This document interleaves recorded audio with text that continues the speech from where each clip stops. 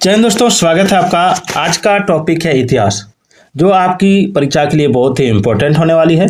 अगर आप TET, UP TET, C TET, J TET, SSC इसकी अगर तैयारी कर रहे हैं तो आज का ये वीडियो आपके लिए बहुत ही यूजफुल होने वाली है। तो चलिए स्टार्ट करते हैं और देखते हैं प्रश्नों को। सबसे पहले जो सवाल है उसको देखिए। सबसे पहले जो सवाल है वो है कि सिख सेना क्या कहलाती थी। सिख सेना क्या कहलाती थी? ऑप्शन है अकाली, सिंह दल, खालसा या गुरुद्वारा। सिख सेना क्या कहलाती थी? तो देखिए, सिख सेना जो कहलाती थी वो सिंह दल कहलाती थी। ठीक है, क्या कहलाती थी? सिंह दल।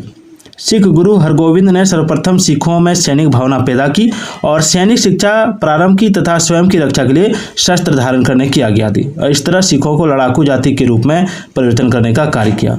ठीक है, और सिखों के 10वें गुरु कौन थे? तो गुरु गोविंद सिंह ने इस परंपरा को आगे बढ़ाते हुए 1699 ईस्वी में खालसा पंथ की स्थापना की और गोविंद सिंह ने 80,000 की खालसा सेना तैयार की, जिसे सिंह दल कहा जाने लगा। ठीक है, देख सकते हैं एसएससी जीडी एवं राइफलमैन में पूछा गया सवाल है।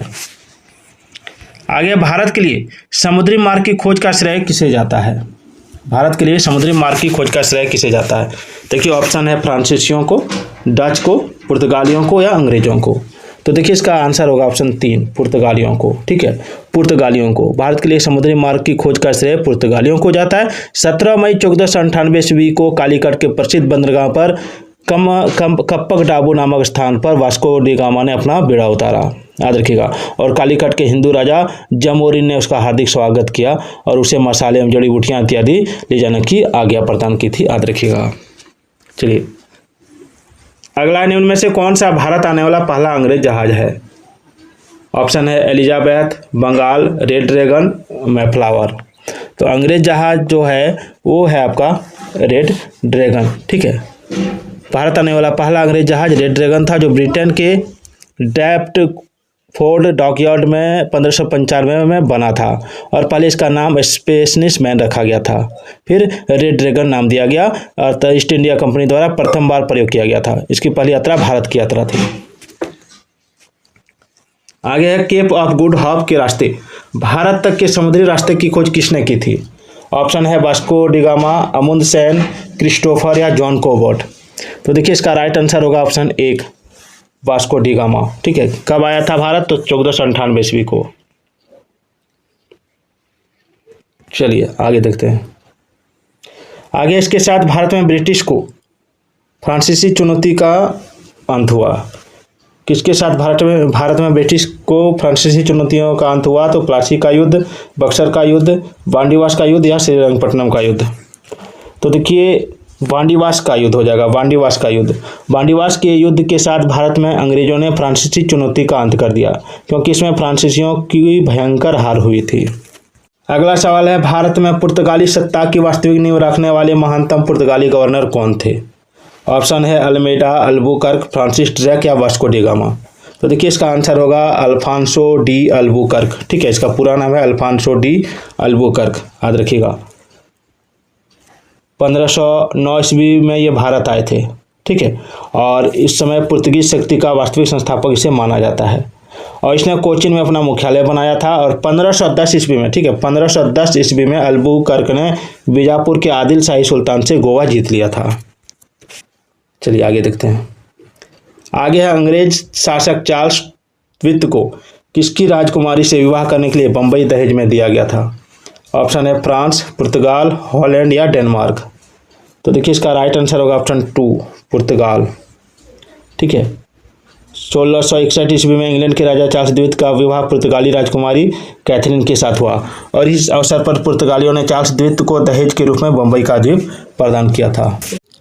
चलिए 8 नंबर सवाल देखिए कि निम्न में से कौन से शहरों तथा उनके साथ प्रतिष्ठानों से संबंधित व्यक्तियों के गलत जोड़े बनाए गए हैं? पांडिचेरी, फ्रांसिस मार्टिन इसका संस्थापक, पांडिचेरी का संस्थापक फ्रांसिस मार्टिन थे। अहमदाबाद का अहमद शाह, मद्रास का फ्रांसिस डे, कलकत्ता का रॉबर्ट क्लाइव। ये गलत है। कलकत्ता का संस्थापक थे आपका जॉब चानांक, याद रखिएगा, जॉब चानांक। ठीक है, याद रखिएगा, इन्हें कलकत्ता का संस्थापक माना जाता है। आगे चलते हैं। आगे देखिए, भारत में डच का सबसे प्रारंभिक उपनिवेश कहाँ था? भारत में डच का सबसे प्रारंभिक उपनिवेश कहाँ था? ऑप्शन में देखिए है मछलीपट्टनम, पुलिकाट, सूरत, अहमदाबाद। तो भारत में डच का सबसे औपनिवेशिक जो प्रारंभिक उपनिवेश था वो था पुलिकट, ठीक है, याद रखिएगा पुलिकट। ये भारत में 1605 से लेकर 1825 ईस्वी तक उपस्थित रही है। डच जो थे उस भारत में 1605 से 1825 तक थे। चलिए आगे देखते हैं। आगे पुर्तगाली यात्री वास्को डी गामा का कालीकट आने पर भव्य स्वागत करने वाले भारतीय राजा का नाम बताइए। पुर्तगाली यात्री वास्को डी गामा का कालीकट आने पर भव्य स्वागत करने वाले भारतीय राजा का नाम बताइए।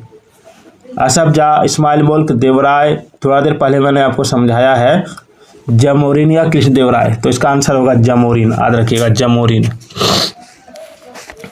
आगे पांडिचेरी का वह फ्रांसीसी राज्यपाल कौन था जिसने फ्रेंच कंपनी को एक शक्तिशाली कंपनी बनाने का प्रयास किया था? थॉमस आर्थर, कामट द लेली, या गोडे हयू, या ला बुर्दोने, या जोसेफ फ्रांसवा डुप्ले? क्या होगा? तो इसका आंसर होगा ऑप्शन 4, जोसेफ फ्रांसवा डुप्ले। चलिए आगे है। जिस समय 1761 ईस्वी में पानीपत की तीसरी लड़ाई में अहमद शाह अब्दाली ने मराठों को हराया, उस समय दिल्ली का शासक कौन था? Alamgir two, Mohammad Shah, Jahandar Shah, Shah Alam two? क्या होगा? इसको द्वितीय भी बोल सकते हैं हम। तो देखिए इसका राइट आंसर होगा ऑप्शन 4, शाह आलम द्वितीय। शाह आलम द्वितीय, ठीक है। पानीपत का तीसरा युद्ध 1761 में अफगान आक्रमणकारी अहमद शाह अब्दाली और मराठों के बीच हुआ था। अली गौहर, जिसे शाह आलम द्वितीय, इसका जन्म हुआ था अक्टूबर 1760 में और मृत्यु हुई थी 1806 में, याद रखिएगा, ठीक है। इनका नाम, ओरिजिनल नाम इनका था अली गौहर, ठीक है, जिसे शाह आलम द्वितीय के नाम से जाना जाता है। उस समय मुगल सम्राट के पद पर आसीन थे और मराठा अधिराज के अधीन उसे दिल्ली का सिंहासन सौंपा गया था। चलिए आगे देखिए। आगे कौन से पुर्तगाली नेता ने ब्लू वाटर पॉलिसी शुरू की थी? Blue water policy. ऑप्शन है Francisco de Almeida, Alfonso de Albuquerque, Francis Caron, या फ्रांसिस मार्टिन? क्या होगा?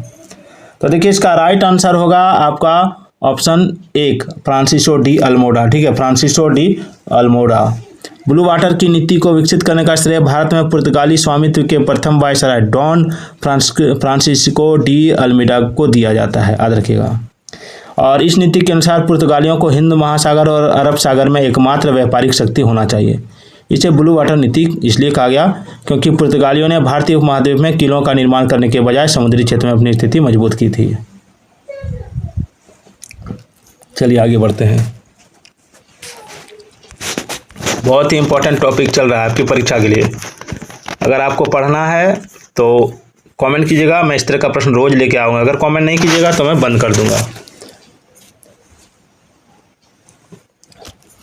चलिए आगे है। मुर्शिद कुली खां, अलवर्दी खां और सिराजुद्दौला कहाँ के नवाब थे? मुर्शिद कुली खां, अलवर्दी खां और सिराजुद्दौला कहाँ के नवाब थे? तो देखिए इसका राइट आंसर हो जाएगा आपका बंगाल के, याद रखिएगा। आगे देखिए, किस संधि के तहत ब्रिटिश कंपनी को, इसको थोड़ा छोटा करता हूँ, किस संधि के तहत ब्रिटिश कंपनी को मुगल शासक शाह आलम द्वितीय से बंगाल, बिहार और उड़ीसा की दीवानी का अधिकार प्राप्त हुआ था? तो देखिए इसका राइट आंसर होगा ऑप्शन 4, इलाहाबाद की संधि। 12 अगस्त 1765 ईस्वी को इलाहाबाद की संधि पर हस्ताक्षर किया गया था, इसको याद रखिएगा, ठीक है। अगला है 1857 के विद्रोह के दौरान बहादुर शाह ने किसे साहब ए आलम बहादुर का खिताब दिया था? नाना साहेब, बिरजिस कादिर, बख्त खां या तात्या टोपे? बहुत ही इंपॉर्टेंट टॉपिक है। तो देखिए इसका राइट आंसर होगा ऑप्शन 3, बख्त खां। 1857 ईस्वी की क्रांति के दौरान तत्कालीन मुगल बादशाह बहादुर शाह जफार ने बख्त खां को साहब ए आलम बहादुर का खिताब दिया था। चाय भी पी रहा हूँ, आप लोगों को पढ़ा भी रहा हूँ। चलिए आगे देखिए, बंगाल में द्वैध शासन तंत्र की शुरुआत किसने की थी? द्वैध शासन तंत्र की शुरुआत Robert Clive, Warren Hastings, Lord Wellesley या जॉन एडम्स? तो इसका आंसर होगा रॉबर्ट क्लाइव ने। इलाहाबाद की संधि के बाद रॉबर्ट क्लाइव ने बंगाल में कुख्यात द्वैध शासन प्रणाली की स्थापना की, जिसमें कंपनी ने वास्तविक शक्ति प्राप्त की। चलिए आगे बढ़ते हैं। गुजरात का शासक बहादुर शाह किसके साथ हुए संघर्ष में मारा गया था?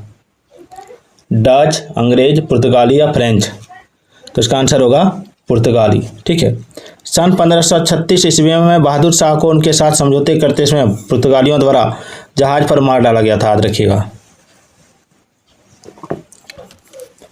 चलिए आगे देखते हैं। सिराजुद्दौला ने किस शहर का नाम अलीनगर में परिवर्तित किया था? कलकत्ता, आगरा, फिरोजपुर, फतेहपुर। तो देखिए इसका राइट आंसर होगा ऑप्शन ए कलकत्ता। ठीक है, सिराजुद्दौला ने 1756 में ब्रिटिश शासन से फोर्ट विलियम जीतने के बाद कलकत्ता का नाम बदलकर अलीनगर कर दिया था और उसने इस नाम का चयन अपने दादा अलवर्दी खां के नाम से किया था, याद रखिएगा। किसे मैसूर का शेर के नाम से भी जाना जाता है? हैदर अली, टीपू सुल्तान, यदुराय वोडेयार या कृष्णदेव। तो इसका राइट आंसर होगा ऑप्शन 2 टीपू सुल्तान। ठीक है, टीपू सुल्तान को मैसूर का शेर कहा जाता है। मैसूर राज्य के शासक टीपू सुल्तान को टाइगर ऑफ मैसूर के नाम से भी जाना जाता था। साक्ष्य दर्शाते हैं कि टीपू को बाघ से अत्यधिक लगाव था और वास्तव में अपने निजी प्रतीक चिन्ह के लिए बाघ माना जाता था। ठीक है, 1782 ईस्वी में राज्याभिषेक होने के बाद उन्होंने बाघ को मैसूर राज्य का आधिकारिक प्रतीक चिन्ह घोषित किया था। चलिए आगे, टीपू सुल्तान का पिता कौन था? ऑप्शन है मीर कासिम, मीर जाफर, हैदर अली या शाह आलम द्वित। तो देखिए टीपू सुल्तान का पिता जी का नाम था हैदर अली, याद रखिएगा। ठीक है, 1727 ईस्वी में हैदर अली का जन्म राजस्थान के अजमेर शहर में हुआ था। चलिए वीडियो कैसी लगी एक बार कमेंट जरूर कीजिएगा।